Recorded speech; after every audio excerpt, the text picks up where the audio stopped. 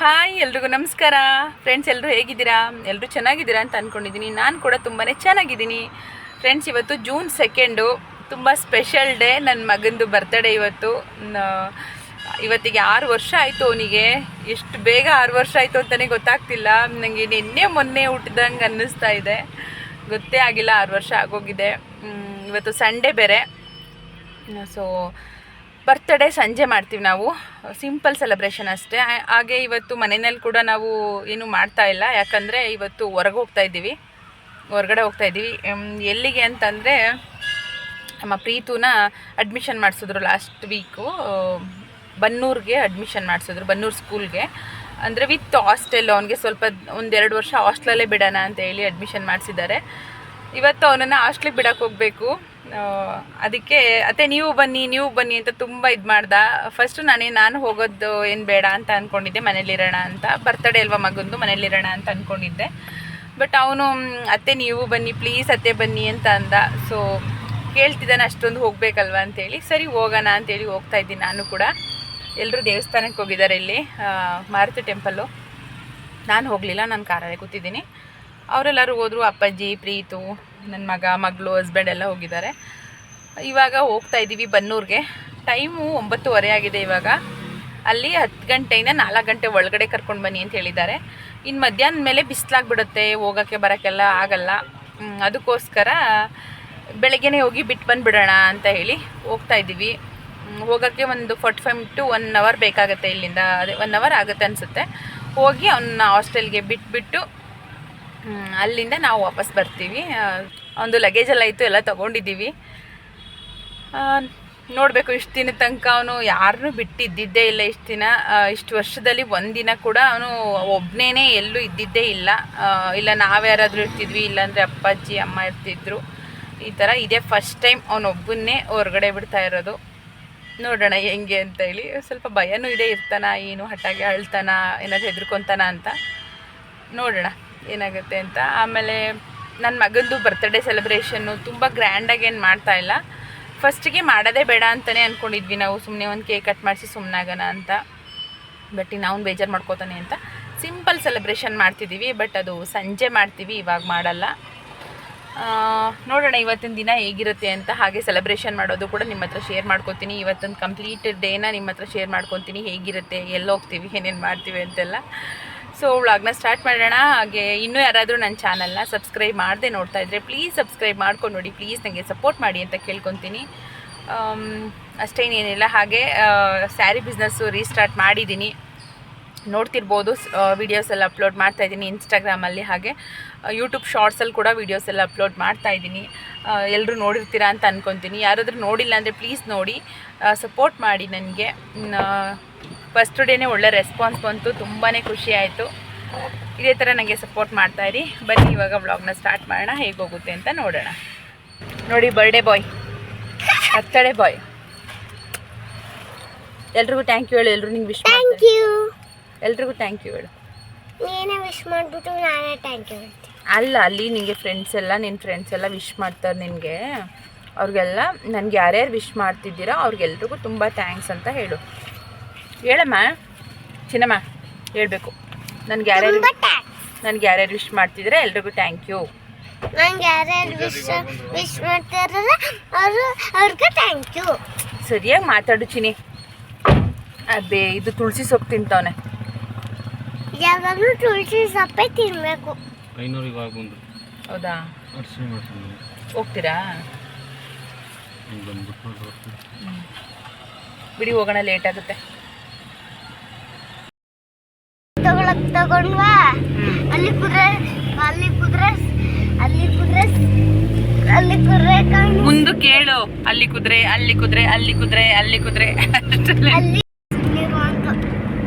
ಪ್ರೀತು.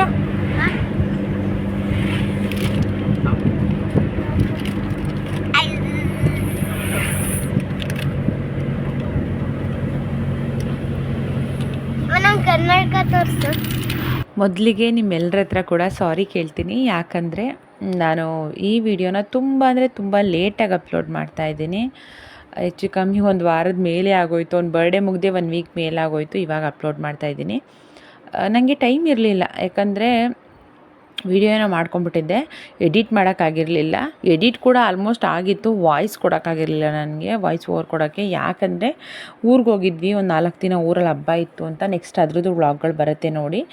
ಆಮೇಲೆ ಏನದು ಮತ್ತೆ ಬಿಸ್ನೆಸ್ ರೀಸ್ಟಾರ್ಟ್ ಮಾಡಿದ್ದೀನಲ್ವ, ಸ್ವಲ್ಪ ಆ ಕಡೆ ಕಾಲ್ಸು ಮೆಸೇಜಸ್ಸು ಜಾಸ್ತಿ ಬರ್ತಿರುತ್ತೆ. ಸೊ ಆ ಕಡೆ ನಾನು ರೆಸ್ಪಾಂಡ್ ಮಾಡ್ತಿರೋದ್ರಿಂದ ನನಗೆ ಟೈಮ್ ಇರಲಿಲ್ಲ, ಹಾಗಾಗಿ ಮಾಡೋಕ್ಕಾಗಿರಲಿಲ್ಲ. So sorry.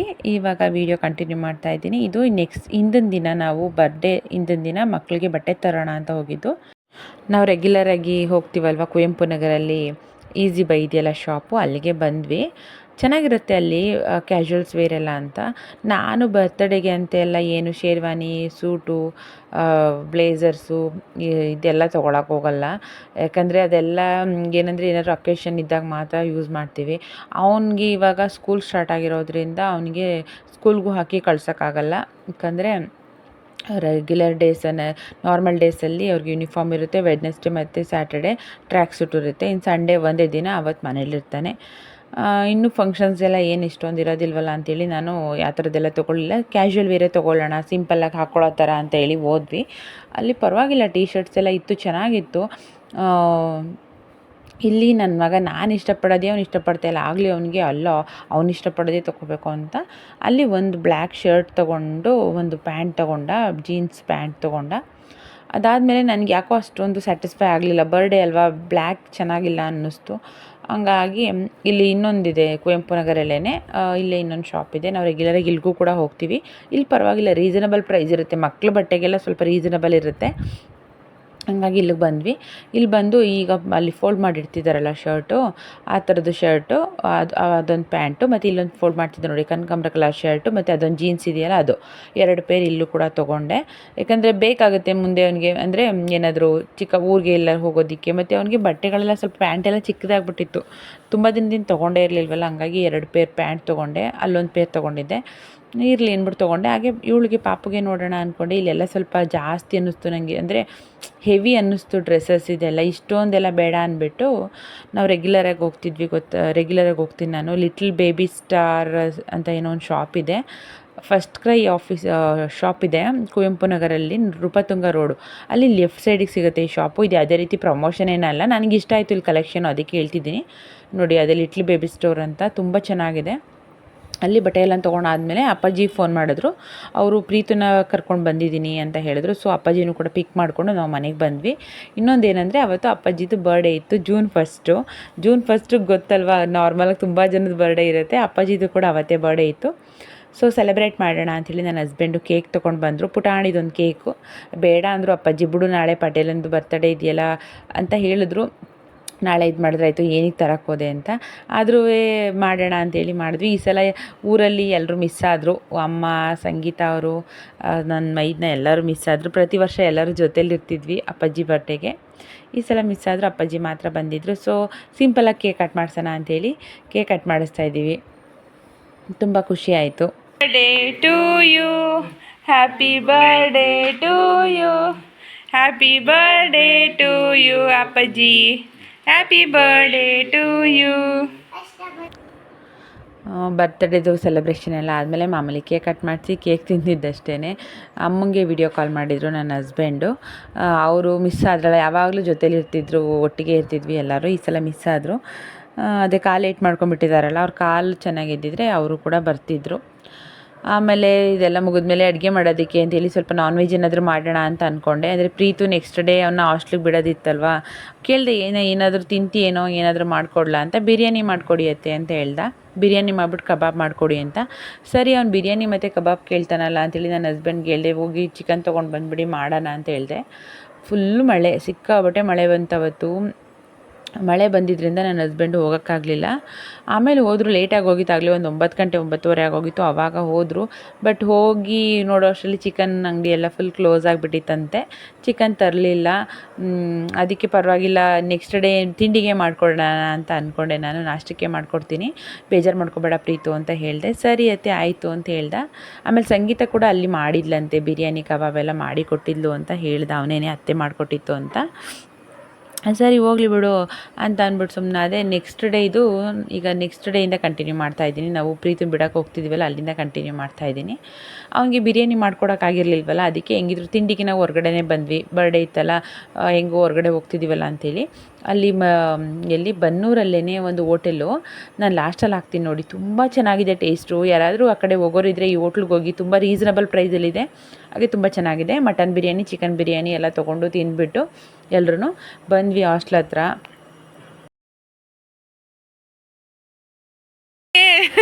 ಕಳ್ಸನ ಈಗ ತಿರ್ಗೋ, ಬಾಯ್, ಹುಷಾರು, ಬರ್ತೀವಿ ಮಾವನ್ನನುವೆ.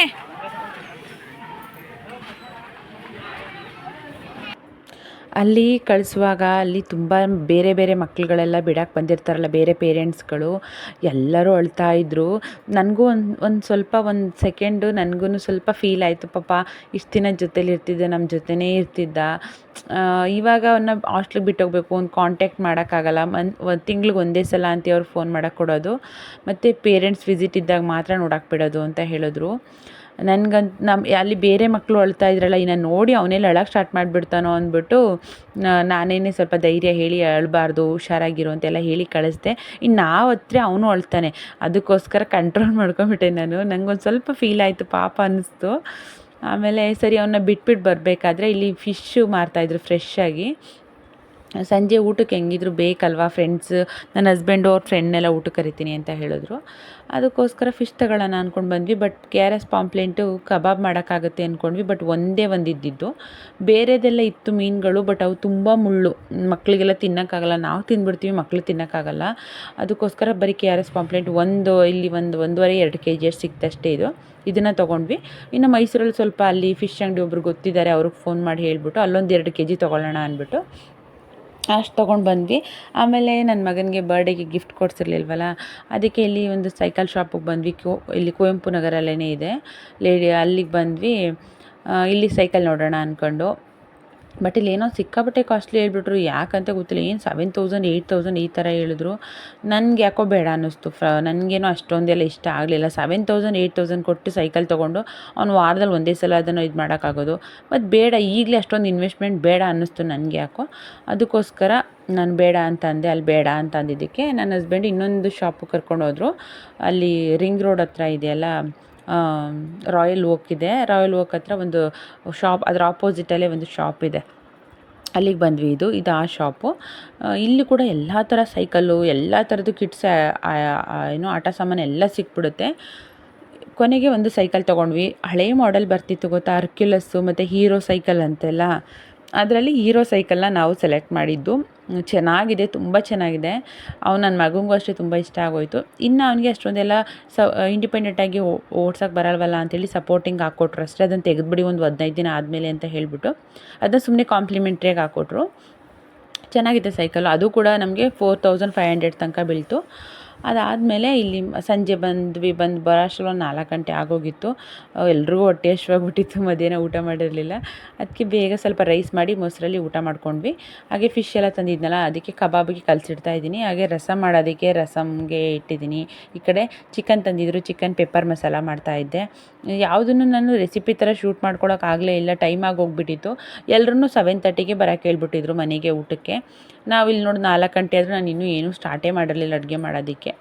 ಆವಾಗ ಸರಿ ಸ್ವಲ್ಪ ತಲೆನೋವು ಬಂದುಬಿಟ್ಟಿತ್ತು. ಟ್ರಾವೆಲ್ ಮಾಡ್ಕೊಂಡು ಬಂದು ಕಾಫಿ ಕುಡಿಯೋಣ ಅಂತೇಳಿ ಕಾಫಿ ಮಾಡಿಕೊಂಡು, ಆಮೇಲೆ ಅದು ಚಿಕನ್ ಪೆಪ್ಪರ್ ಮಸಾಲ ಸ್ವಲ್ಪ, ಹಾಗೆ ಇದು ಬಿರಿಯಾನಿ ಮಾಡ್ತಾಯಿದ್ದೀನಿ, ಚಿಕನ್ ಬಿರಿಯಾನಿನೇ ಮಾಡ್ತಾಯಿದ್ದೀನಿ. ಮಟನ್ ತೊಗೊಂಬರೋಕ್ಕೆ ಅಂತ ಹೋದ್ರು, ಮಟನ್ ಖಾಲಿಯಾಗಿಬಿಟ್ಟಿತ್ತಂತೆ. ಅಲ್ಲೇ 4 ಗಂಟೆ ಆಗೋಗಿತ್ತಲ್ಲ, ಅದಕ್ಕೆ ಸರಿ ಬೇಡ ಬಿಡಿ ಅಂದ್ಬಿಟ್ಟು ಚಿಕನ್ ಬಿರಿಯಾನಿ ಮಾಡಿದೆ. ಪರೋಟ ತರಿಸಿದ್ದೆ. ಹಾಗೆ ಫಿಶ್ ಕಬಾಬ್ ಹಾಕ್ತಾಯಿದ್ದೀನಿ. ಚಿಕನ್ ಪೆಪ್ಪರ್ ಮಸಾಲ ಮಾಡಿದ್ದೆ. ತುಂಬ ಚೆನ್ನಾಗಿತ್ತು. ಅಡುಗೆ ಎಲ್ಲ ಮಾತ್ರ ಬೇಗ ಮಾಡಿದ್ರು ತುಂಬ ಚೆನ್ನಾಗಿತ್ತು. ಕರೆಕ್ಟಾಗಿ 7 o'clockಗೆ ಮುಗೀತು. ಅಡುಗೆ ಮಾಡಿದ್ದೆಲ್ಲ ಮುಗೀತು. ಜೊತೆಗೆ ಎಗ್ಗು ಕೂಡ ಬೇಯಿಸಿದ್ದೆ. ಅದನ್ನು ಕೂಡ ಸಿಪ್ಪೆ ಸುಲಿದ್ಬಿಟ್ಟು ಅದನ್ನು ರೋಸ್ಟ್ ಮಾಡಿದೆ. ತವಾ ಮೇಲೆ ಹಾಕ್ಬಿಟ್ಟು ಸ್ವಲ್ಪ ಪೆಪ್ಪರು, ಚಿಲ್ಲಿ ಪೌಡರು, ಸಾಲ್ಟ್ ಎಲ್ಲ ಹಾಕಿ ಫ್ರೈ ಮಾಡಿದೆ. ಹಂಗೇ ಅದು ಕೂಡ ಚೆನ್ನಾಗಿ ಬಂತು. Chicken biryani, white rice, rasam, ಹಾಗೆ ಫಿಶ್ದು ಕಬಾಬು ಮತ್ತು ಪರೋಟ, ಪೆಪ್ಪರ್ ಮಸಾಲ ಇಷ್ಟು ಮಾಡಿದ್ದು. ತುಂಬ ಚೆನ್ನಾಗಿತ್ತು. ಅಡುಗೆನೂ ಅಷ್ಟೇ ಎಲ್ಲರೂ ಇಷ್ಟಪಟ್ಟರು. ಏನು ಉಳ್ಕೊಳ್ಳೇಲ್ಲ, ಎಲ್ಲ ಖಾಲಿಯಾಗೋಯಿತು. ಅಷ್ಟು ಚೆನ್ನಾಗಿತ್ತಂತೆ. ಎಲ್ಲರೂ ಬಂದಿದ್ದರು, ತುಂಬ ಜನ ಬಂದಿದ್ದರು. ಡೆಕೋರೇಷನ್ ಮಾಡೋದಕ್ಕೂ ಅಷ್ಟೇ ನಾವು ಎಲ್ಲನೂ ಮನೆ ಶಿಫ್ಟ್ ಮಾಡುವಾಗ ಅದು ಬ್ಲೋವಿಂಗ್ ಮಾಡೋದೆಲ್ಲ ಎಲ್ಲೆಲ್ಲಿ ಹಾಕಿದ್ವೋ ಗೊತ್ತಿಲ್ಲ, ಸಿಂಪಲ್ಲಾಗಿ ಮಾಡಿದ್ವಿ. ಬಟ್ ಎಲ್ಲರೂ ಬಂದಿದ್ದು ತುಂಬಾ ಖುಷಿ ಆಯಿತು. ನನ್ನ ಮಗಂದು ಬರ್ತಡೇ, ಸಿಂಪಲ್ ಬರ್ತಡೇ ಸೆಲೆಬ್ರೇಷನ್ ಮಾಡ್ತಾಯಿದ್ದೀವಿ. ಹೇಗಿದೆ ಅಂತ ಹೇಳಿ ಕಮೆಂಟ್ ಮಾಡಿ ನನಗೆ.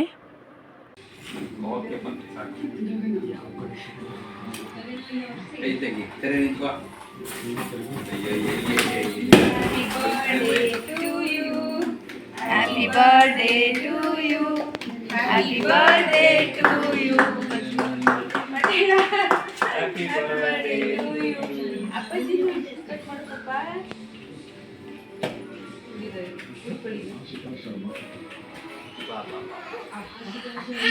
ಚಿಕ್ಕ ಮಕ್ಕಳಿಗೆ ಏನೂ ಗೊತ್ತಾಗಲ್ಲ, ಏನೂ ನೆನ್ಪಿಟ್ಕೊಳ್ಳಲ್ಲ ಅವರು.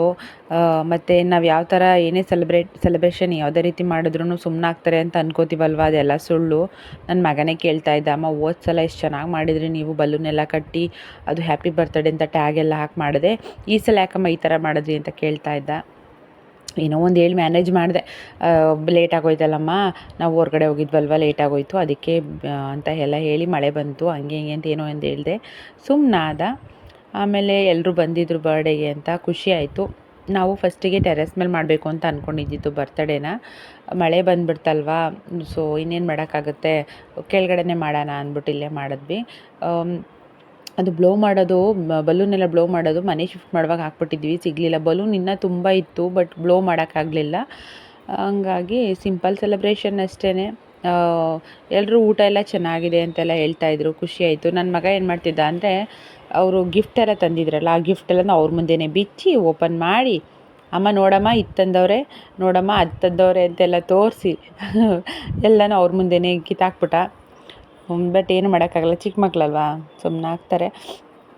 ಆಮೇಲೆ ಎಲ್ಲರಿಗೂ ಊಟ ಬಡ್ಸೋಕೆ ನಿಂತ್ಕೊಂಡೆ ನಾನು. ಎಲ್ರಿಗೂ ಊಟ ಬಡಿಸ್ಕೊಡ್ತಾಯಿದ್ದೆ. ಅಂದರೆ ಮಳೆ ಬೇರೆ ಬಂದುಬಿಡ್ತು, ಪಾಪ ಎಲ್ರಿಗೂ ಅವ್ರದ್ದು ಒಂದು ಟೈಮ್ ಇರುತ್ತಲ್ವ, ಹೋಗಬೇಕು ಮನೆಗೆ ಅಂತ ಎಲ್ಲ ಹೇಳಿ, ಅದಕ್ಕೋಸ್ಕರ ನಾನು ಮತ್ತೆ ವೀಡಿಯೋನ ಕಂಟಿನ್ಯೂ ಮಾಡೋಕ್ಕೆ ಆಗಲಿಲ್ಲ, ವೀಡಿಯೋನೇ ಮಾಡ್ಕೊಳಕ್ಕಾಗಲಿಲ್ಲ ನನಗೆ, ಏನು ಅಡುಗೆ ಮಾಡಿದ್ದೆ ಅಂತೆಲ್ಲ. ಎಲ್ರಿಗೂ ಊಟ ಬಡಿಸಿ ಎಲ್ಲರೂ ಊಟ ಮಾಡಿಕೊಂಡು ಮನೆಗೆ ಹೋದರು. ಖುಷಿ ಆಯಿತು, ಎಲ್ಲರೂ ಬಂದಿದ್ದು ತುಂಬಾ ಖುಷಿ ಆಯಿತು. ಹಾಗೆ ನಾನು ಕೂಡ ಊಟ ಮಾಡಿ ಮಲಗಿಬಿಟ್ಟೆ, ಟಯರ್ಡ್ ಆಗೋಗಿತ್ತು, ಬೆಳಗ್ಗೆಯಿಂದ ಟ್ರಾವೆಲಿಂಗ್ ಮಾಡಿದ್ದು ಮತ್ತು ಸಂಜೆಯಿಂದ ಫುಲ್ ಕೆಲಸ, ಅದಕ್ಕೆ. ಸೊ ಈ ವಿಡಿಯೋನ ಇಲ್ಲಿಗೆ ಎಂಡ್ ಮಾಡ್ತಾ ಇದ್ದೀನಿ. ಈ ವಿಡಿಯೋ ಹೇಗೆ ಅನ್ನಿಸ್ತು ಅಂತ ಮಿಸ್ ಮಾಡದೆ ಕಮೆಂಟ್ ಮಾಡಿ. ನಾನು ನಿಮಗೆಲ್ಲ ನೆಕ್ಸ್ಟ್ ವಿಡಿಯೋದಲ್ಲಿ ಸಿಗ್ತೀನಿ. ಅಲ್ಲಿ ತನಕ ಎಲ್ರಿಗೂ ಬಾಯ್ ಬಾಯ್.